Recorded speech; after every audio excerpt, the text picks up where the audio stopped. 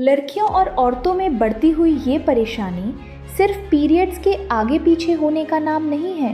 कभी पीरियड्स वक्त पर नहीं आते, कभी कई हफ्तों या महीनों तक नहीं आते और कभी ब्लीडिंग इतनी ज़्यादा होती है कि रोज़मर्रा की ज़िंदगी मुश्किल हो जाती है। लेकिन सवाल ये है, आखिर ऐसा क्यों होता है? क्या ये पीसीओडी या पीसीओएस की निशानी है या फिर उम्र बढ़ने के साथ शुरू होने वाला मेनोपॉज? और सबसे अहम बात, अगर इन निशानियों को नज़रअंदाज किया जाए तो आगे चलकर इसका क्या नुकसान हो सकता है? चलिए इसे बिल्कुल आसान जुबान में समझते हैं। 1. Irregular periods. पहली चेतावनी, हर महीने पीरियड्स का बिल्कुल एक ही दिन आना ज़रूरी नहीं है, लेकिन अगर पीरियड्स बार बार बहुत जल्दी या बहुत देर से आएं, कई साइकिल मिस हो जाएं या ब्लीडिंग के पैटर्न में अचानक बड़ा बदलाव आ जाए, तो ये शरीर का एक अहम सिग्नल हो सकता है। इसके पीछे स्ट्रेस, वजन में बदलाव, थायराइड की परेशानी, हार्मोनल इम्बैलेंस, प्रेगनेंसी या पीसीओएस जैसी कई वजहें हो सकती हैं। यानी पीरियड सिर्फ एक तारीख नहीं, बल्कि शरीर की सेहत का भी एक सिग्नल है। पीसीओएस को सिर्फ पीरियड्स की परेशानी मत समझिए। पीसीओएस यानी पॉलीसिस्टिक ओवरी सिंड्रोम एक हार्मोनल कंडीशन है।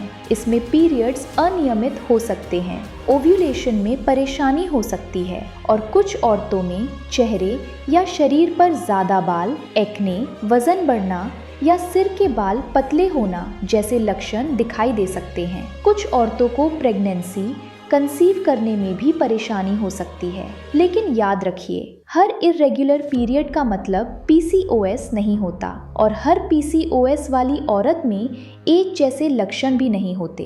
3. पीसीओएस को नज़रअंदाज करना क्यों खतरनाक हो सकता है? पीसीओएस सिर्फ पीरियड्स को ही प्रभावित नहीं करता।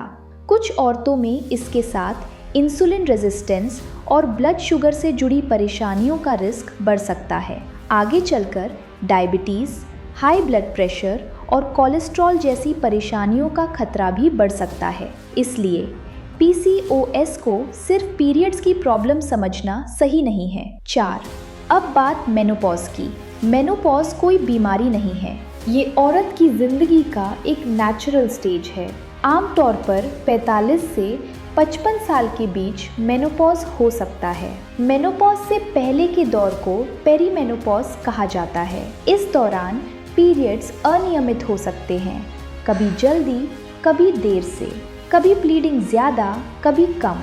इसके साथ हॉट फ्लैशेस, रात में पसीना, नींद में परेशानी, मूड में बदलाव और वेजाइनल ड्राइनेस जैसे लक्षण भी हो सकते हैं। लेकिन मेनोपॉज के बाद अगर दोबारा ब्लीडिंग हो तो उसे बिल्कुल नज़रअंदाज नहीं करना चाहिए। डॉक्टर से मशवरा ज़रूरी है। 5. कब डॉक्टर से मशवरा ज़रूरी है? अगर पीरियड्स बार बार अनियमित हो रहे हैं, अगर कई महीनों तक पीरियड्स नहीं आया और प्रेगनेंसी इसकी वजह नहीं है, अगर ब्लीडिंग बहुत ज़्यादा हो या मेनोपॉज के बाद ब्लीडिंग हो, तो इसे नॉर्मल समझकर टालिए मत, क्योंकि शरीर जब बार बार सिग्नल दे तो उस सिग्नल को समझना ज़रूरी है। एक औरत घर की फिक्र करते करते अक्सर अपनी सेहत को सबसे आखिर में रख देती है।